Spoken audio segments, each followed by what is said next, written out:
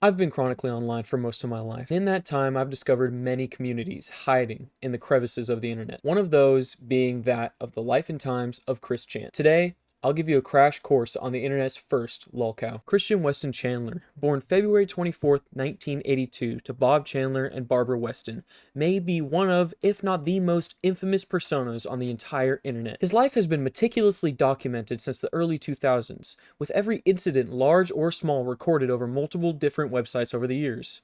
His eccentric personality and seeming inability to learn from his past mistakes of trusting random people on the internet has led to decades of torment. I'm not here to give a detailed or even completely accurate account of Chris's life and times, but I do think that highlighting some of my favorite moments of his would make for a good time. Let's begin with his most famous creation, Sonichu.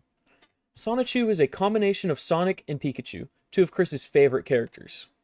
Chris created him so that he could use both characters in a graphic design class after being told he couldn't use the copyrighted characters outright. Sonichu has been his most iconic character ever since 2000, and to this day is the most recognizable thing he has ever created. Chris grew up different from everyone around him due to his autism, and thus never experienced young love. This led him to creating his love quest, a mission that Chris has been on for most of his adult life, and only in recent years has had any success in.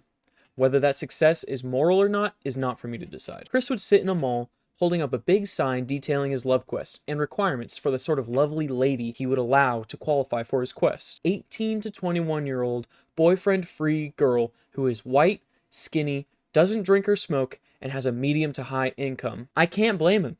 I can't blame him. That sounds like the perfect woman. That sounds ideal, if you ask me. You can obviously tell why this quest has taken decades to be completed, and I'll tell you now. She did not meet those requirements. The internet has used Chris as its personal punching bag for years and convinced him to do terrible things, such as one of my favorites, recycling. Now I know what you're thinking. Is recycling really that bad? That sounds like a good thing for him to be spending his time doing. These are not your normal, everyday cans and bottles that Chris is recycling. People on the internet had convinced him that every man only has a limited amount of semen in their body, and the only way to maintain a healthy amount and still enjoy things that Chris likes doing, such as masturbation, a man must consume his semen after ejaculation in order to not waste it. Chris recorded himself mixing his semen with orange Fanta in a small cup and drinking it, detailing how it keeps him virile. If that last incident was not enough to convince you that Chris was gullible to a fault, then this next one will. Chris had been a famous character for quite some time, with a more fleshed out rogues gallery than the Batman himself, the most famous of which being himself. Well,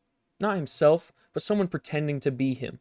Obviously, nobody could actually become Chris, but his naive nature and people messing with him convinced him that this person who has coined as Liquid Chris had truly stolen his identity. This led to a weeks-long competition going back and forth with different contests between the two, dictated by Chris, our hero himself. He miraculously lost at his own games and was crowned the fake Chris. He lost at being himself. He was defeated in a contest of personality, with him being the win.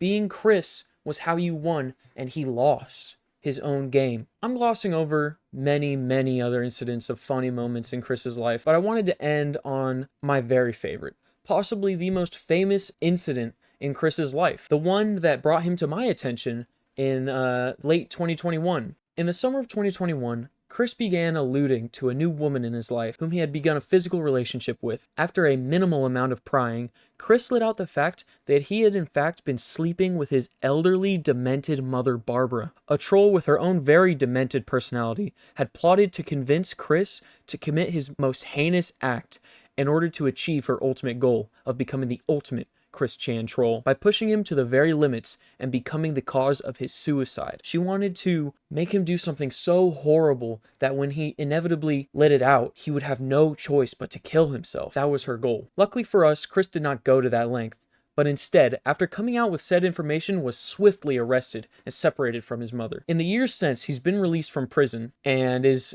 still just living his life, falling for every inconvenient troll, going on live stream, not staying away from the internet, not learning a single lesson from any of this. Years upon years have not taught this man to stay away from the internet in order to fix his life, and I don't believe he ever will. Hopefully, he continues to generate hours upon hours of content for the internet to pore over for years to come, because if so, he very well may be back to surprise us again with yet another earth-shattering reveal.